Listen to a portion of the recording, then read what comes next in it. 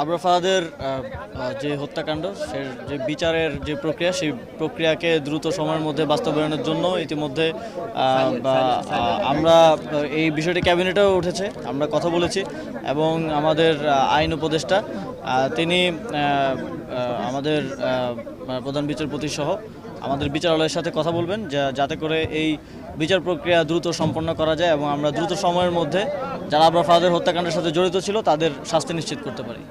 এই বিষয়টি এখনও তদন্তাধীন, এ বিষয়ে বিস্তারিত তথ্য হয়তো পরে জানা যাবে। বিষয়টা আইন মন্ত্রণালয় দেখছে এবং আইন মন্ত্রণালয়ে যথাযোগ্য যারা কর্তৃপক্ষ আছেন বিচারের ক্ষেত্রে, রায়ের ক্ষেত্রে তাদের সাথে কথা বলবেন এবং এটা এক্সপার্টাইট করার জন্য কাজ করবেন। মাত্র গত মাসেই আমাদের তারুণ্যের উৎসব সারা দেশব্যাপী শেষ হলো। আমি নিশ্চিত কুষ্টিয়াতেও তারুণ্যের উৎসবকে কেন্দ্র করে বিভিন্ন ধরনের কর্মসূচি হয়েছে। কুষ্টিয়াতে আমরা এই স্টেডিয়ামটা আজকে উদ্বোধন করলাম। আমার প্রত্যাশা থাকবে যে কুষ্টিয়াবাসী এটা যথাযোগ্য ব্যবহার নিশ্চিত করবে এবং খেলাধুলার সাথে জড়িত যারা আছে জেলা ক্রীড়া সংস্থা, জেলা প্রশাসন সহ সবাই খেলাধুলাকে প্রমোট করবে, প্রণোদনা দিবে যাতে করে অংশগ্রহণমূলক এবং যথেষ্ট অংশগ্রহণের মাধ্যমে এখানকার খেলাধুলার উন্নতি ঘটায় এবং এখান থেকে আমরা জাতীয় পর্যায়ে অংশগ্রহণ করার মতো খেলোয়াড় পাই। দেখুন, এটা একটা ট্রানজিশন পিরিয়ড।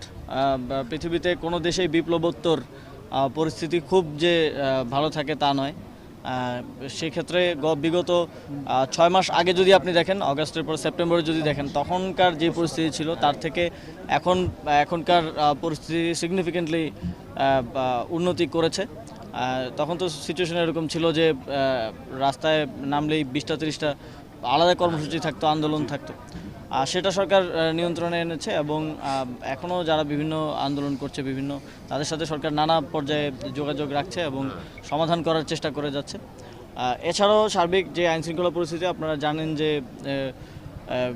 হাসিনার সময়ে জুলাই আগস্ট গণ অভ্যুত্থানে কীভাবে আইনশৃঙ্খলা বাহিনীকে জনগণের বিরুদ্ধে লেলিয়ে দেওয়া হয়েছিল, যে কারণে তাদের যেই মোরাল নৈতিক অবস্থান সেটার কারণে তারা সঠিকভাবে দায়িত্ব পালন করতে পারছে না। আমরা আইনশৃঙ্খলা বাহিনীকে আরও জনবান্ধব করে তোলার জন্য নতুন করে ট্রেন করা এবং নতুন সদস্য অন্তর্ভুক্ত করা, ইতিমধ্যেই 5000-এর অধিক ট্রেনিংয়ে গেছেন, আরও প্রক্রিয়াধীন আছে। সেটাকে একটা দীর্ঘমেয়াদী প্রক্রিয়া, তবে আমরা উদ্যোগটা নিয়েছি এবং পুলিশ সংস্কার কমিশন যেই গাইডলাইন, যেই প্রস্তাবনাগুলো দিয়েছে সেগুলো বাস্তবায়নের মাধ্যমে আমি মনে করি যে বাংলাদেশের আইনশৃঙ্খলা বাহিনী আরও জনবান্ধব হবে এবং সার্বিক দেশের আইনশৃঙ্খলা পরিস্থিতি থেকে শুরু করে সব কিছুর একটা উন্নতি সম্ভব।